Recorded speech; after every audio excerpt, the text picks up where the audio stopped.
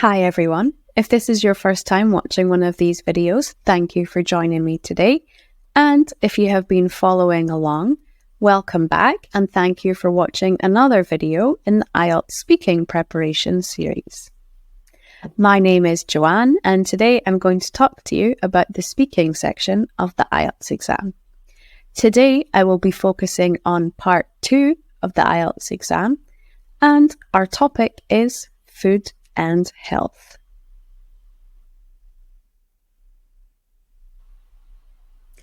As I have mentioned previously, the speaking exam lasts roughly 15 minutes and is split into 3 parts.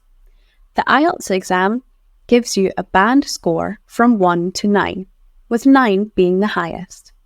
In the speaking exam, examiners use assessment criteria to award a band score for each of the 4 criteria: fluency and coherence, lexical resource, grammatical range and accuracy, and pronunciation.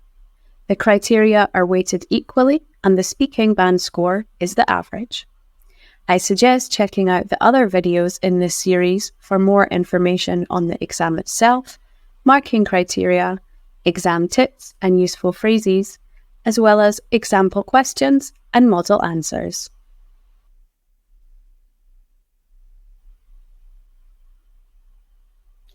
As I mentioned, today we will be focusing on part 2 of the speaking exam, which is the individual long term.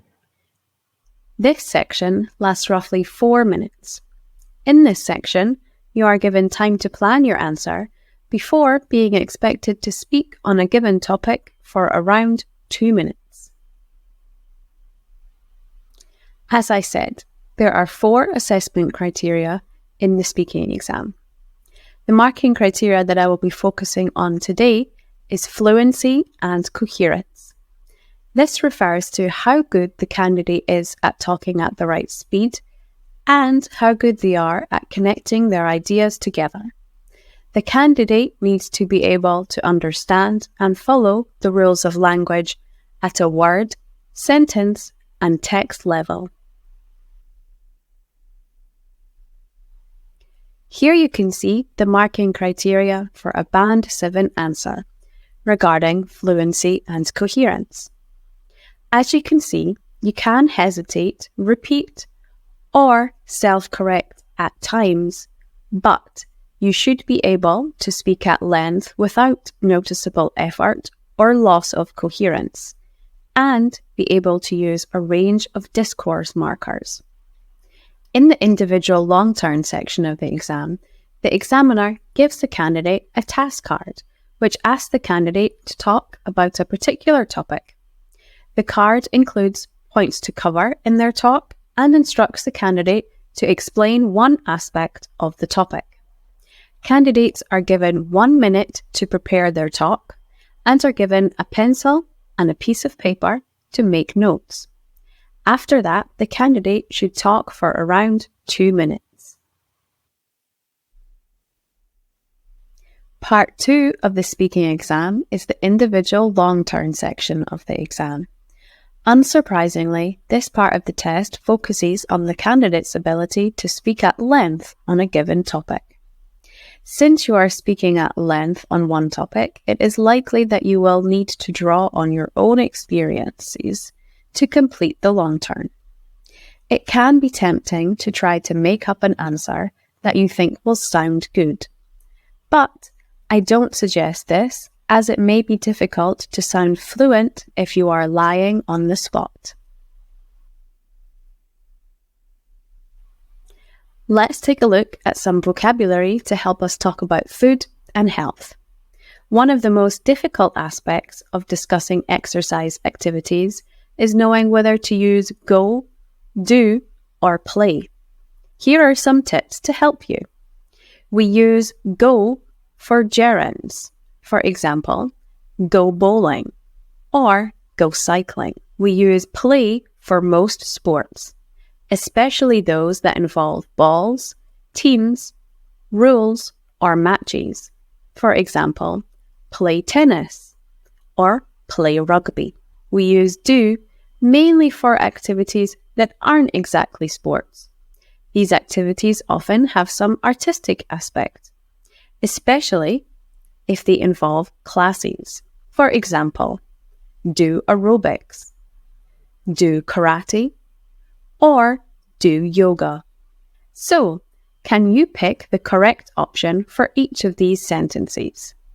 I suggest that you pause the video here so you can make a note of your answers.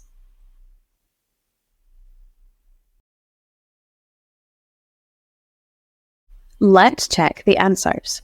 Number 1 is, I wish I could play golf every day. Number 2, she wants to go sailing someday. Number 3, we would love to play badminton with you tomorrow. Number 4, I never go fishing these days. Number 5, he does Pilates every weekend. Number 6, I do gymnastics every Thursday. How many did you get correct? I suggest that you pause the video here to make a note of any that you found difficult or any that you got wrong. Here is your sample question for today. So, your question is, tell me about your health and diet.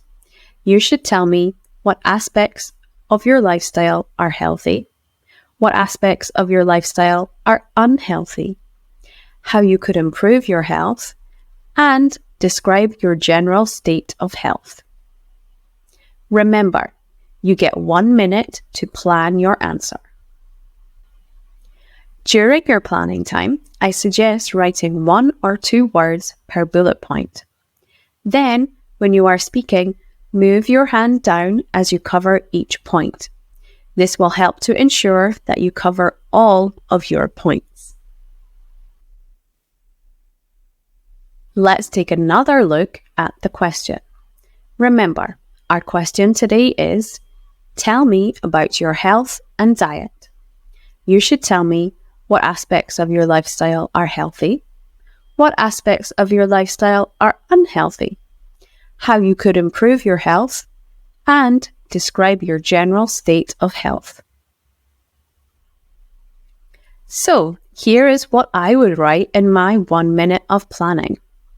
I would write diet, yoga, desk job, try to walk around more in the day, and healthy.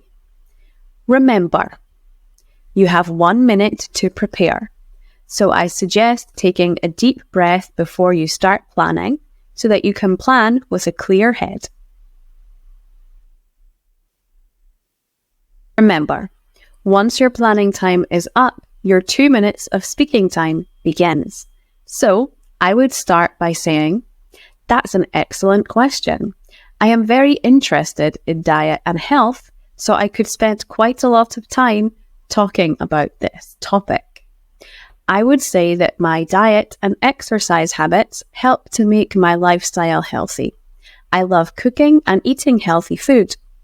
I also love doing yoga and would love to work towards getting a yoga teaching certificate in the future. I would then move on to my second bullet point and I would say, I recently changed jobs and now I teach English from home. This means that I don't walk as much during the day and I spend more time sitting at a desk than I did in my previous job. It also means that I tend to snack more than I used to. I would then move on to the third bullet point and I would say, with regards to how I could improve my health, I am trying to go for a walk at least once a day, weather permitting, as I think this could improve my overall health. I could also try and only buy healthy snacks, so that when I reach for a snack, I only have healthy ones on hand. I would then move on to the fourth and final bullet point, and I would say, I have to say overall I am very lucky, as I am a healthy individual. I have no allergies or health concerns. I eat well and have always loved to dance, and now I also do yoga, so I am very fit. I am very grateful for my health. Now that you have covered all 4 of your bullet points, you should be able to speak about the experience until your 2 minutes are up. However, if I had some extra time, I could say, I have always been interested in health and diet. In fact, when I was at university, my dissertation focused on how effective healthy eating marketing was. Being healthy is an important aspect in our lives. I am lucky that I am a healthy individual and I have good habits. In the future, I will need to make sure that working from home doesn't impact this. Now it's your turn. So, if you haven't already, please get a pencil and some paper and put down 4 bullet points. So, your question is, tell me about an article you read about health or fitness. You should say what the article was about, when and where you read the article, what you learned from the article, and explain if you think the article was good or bad. Remember, you have 1 minute to prepare your answer, and you should write 1 or 2 words per bullet point. I suggest that you pause the video here and set a timer for 1 minute so that you can plan. When your 1 minute is up, your 2 minutes begins. Don't forget to move your hand down each bullet point as you cover it, as this will help to ensure that you cover all of your points. Let's take another look at the question. So, your question is, tell me about an article you read about health or fitness.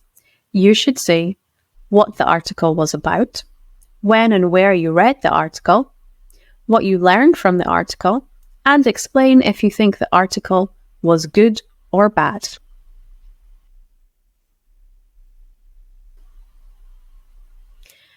Remember, it is important to check your answers against the marking criteria when you're practicing at home. So to help with this, I suggest using the recording function on your phone or laptop to record your answer. When you're finished, listen to your answer and check it against the marking criteria. Then think about what you could do to improve your answer next time. Are you taking any long pauses? Or are you often repeating words? Now it's time for the tip of the day. So, your tip is, use your planning time wisely. Before you start, take a deep breath and try to center yourself so you can remain calm when you are planning your answer. Did you know that the IELTS research report shows that most students focus on what they are going to say rather than how they are going to say it? And 12% of students think about nothing during their planning time. And only around 60% think about how to organize their ideas. So, I advise you to practice planning at home so you can use your time effectively. Thanks for watching. Don't forget to subscribe, hit the bell, and check out our other videos. You can find loads of useful links in the description below. Let's get started.